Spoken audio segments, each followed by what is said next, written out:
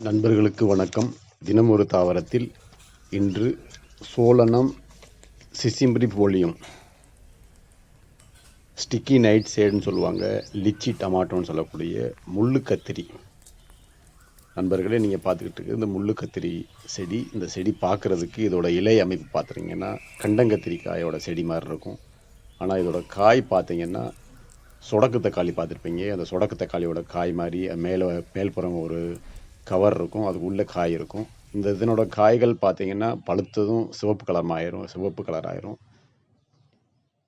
ஆனால் சொடக்கு தக்காளியோட பழங்கள் மஞ்சள் கலராக இருக்கும். இதோட பூக்கள் பார்த்தீங்கன்னா சுண்டைக்காயில் உள்ள பூக்கள் மாதிரி இருக்கும், சுண்டைக்காயோட பூக்கள் மாதிரி இருக்கும். கண்டங்கத்திரிக்காயோட பூக்கள் பர்பிள் கலரில் இருக்கும் பார்க்குறதுக்கு. இது சுண்டைக்காயோட பூக்கள் மாதிரி இருக்கும் பார்க்குறதுக்கு. இதோட அந்த காயோட மேல்புறத்தில் பார்த்தீங்கன்னா அந்த உள்ள மேல் கவரில் பார்த்தீங்கன்னா மேல் உரையில் முள்ளாக இருக்கும், அதுலேயும் முள் இருக்கும். அதனால் அது முள்ளு கத்திரின்னு சொல்லுவாங்க. இந்த செடி மருத்துவத்துக்காண்டி அதிகமாக பயன்படுத்துகிறாங்க. மருத்துவத்துக்காண்டி பயன்படுத்தும் போது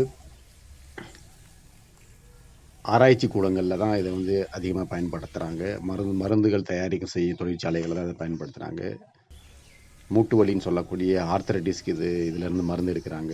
வலி நிவாரணிக்கான மருந்தும் இதிலேருந்து எடுக்கிறாங்க.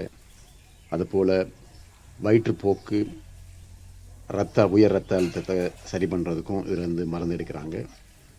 அது மட்டும் இல்லாமல் விவசாயிகளுக்கான பூச்சிக்கொல்லி மருந்து தயாரிக்க உருளைக்கிழங்கில் சிறு சிறு புழுக்களை அழிக்கிறதுக்காண்டி இந்த செடியிலேருந்து மருந்துகளை தயாரிக்கிறாங்க. இந்த செடியில் ஆல்கலாய்டு சோலோசோனைடு சோடின் அப்படின்ற பேரில் உள்ள ஒரு வேதிப்பொருள் இதில் இருக்குது. அது பூச்சிகளை அழிக்கக்கூடியது.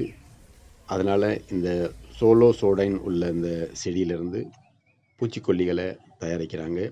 உருளைக்கிழங்கு உள்ள வரக்கூடிய சிறு சிறு புழுக்களை அழிக்கிறதுக்கான இதை உபயோகப்படுத்துகிறாங்க.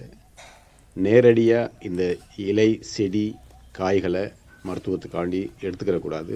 அப்படி எடுத்துக்கிற போது யாராச்சும் இதை பற்றி தெரிஞ்சவங்கள்ட்ட இருந்து கேட்டு எடுக்கலாம். இதோட பழங்களை சாப்பிடுவாங்க எல்லாம். ஆனால் அதுவும் அளவாக தான் சாப்பிடணும். அந்த பழங்கள் பழுத்ததுக்கப்புறம் சிவப்பு கலராக இருக்கும். அப்போ சாப்பிடும் போது அதோட விஷத்தன்மை இருக்காது. அதனால் அந்த பழங்களை சாப்பிட்லாம். பழம் புளிப்பாக இருக்கும். ஆனால் அதுவும் அளவோடு தான் சாப்பிடணும், அதிகமாக சாப்பிடக்கூடாது. காய்கள் விஷத்தன்மை கொண்டது, அதை சாப்பிடக்கூடாது. இந்த செடியில் கண்டங்கத்திரி செடி மாதிரி அனைத்து பாகங்கள்லேயும் முள் நிறைந்ததாக இருக்கும். கண்டங்கத்திரி காயிலையாச்சும் இந்த காய்களில் முள்கள் இருக்காது. ஆனால் இதில் காய்கள், இலைகள், தண்டு அனைத்துலேயும் முள் இருக்கும். கண்டங்கத்திரி செடியில் கத்திரிக்காய் போல் காய்க்கும். அது காய்கள் மருந்துக்காண்டி உபயோகப்படுத்தலாம், இலைகளும் மருந்துக்காண்டி உபயோகப்படுத்தலாம், வேர்களும் உபயோகப்படுத்தலாம். ஆனால் இந்த செடியை மருந்தாக உபயோகப்படுத்துவதற்கு முன்பு நன்கு தெரிந்தவர்களை கேட்டறிந்து உபயோகப்படுத்துவது நல்லது.